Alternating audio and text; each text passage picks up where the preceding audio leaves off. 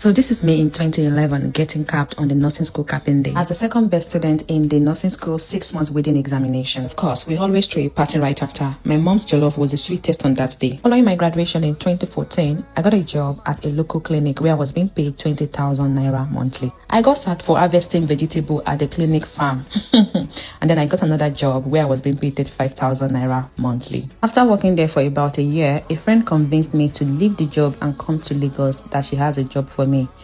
I soon found out there was no job for me, so I became jobless and homeless. A few months later, I got a 100k paying job, but I was still homeless. I was literally living in the staff changing room, and all I had was my genuine passion for my profession, optimism, and God. I even went to learn how to bake just so that I could save up more money, and this year is the first cake I baked for my client. And then I went back to Lagos University Teaching Hospital to study perioperative nursing, which is a passion I picked up while working at the urology clinic. It was on one of these postings that something struck my mind, and I knew that this is not a place I wanted to be. I started my research on how to leave the country, so while I was preparing to take my finals, I was also preparing for IELTS. On this day, I finally sat my final exam in school, and I was also getting ready to leave the country. A few months after my graduation, I got another job on the island to expand my experience just before leaving. I got a job in the United Kingdom. And then I went for my TB test and got my biometrics sorted.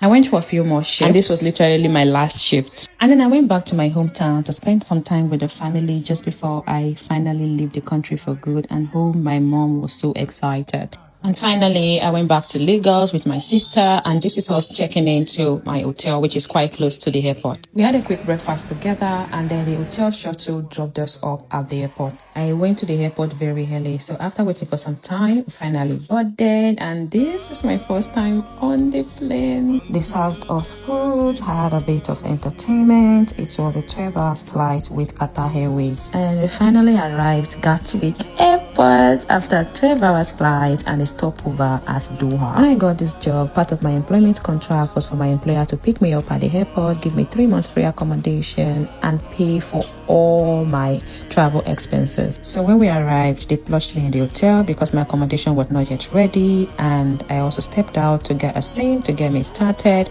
and went for my first shopping with my friends. I was having free breakfast at the hotel until my accommodation was sorted. I achieved this through determination and hard work, and I've been able to help other internationally educated nurses achieve the same, and I can help you too. Visit my website now to get you started. Thanks for watching. Watch out for part 2.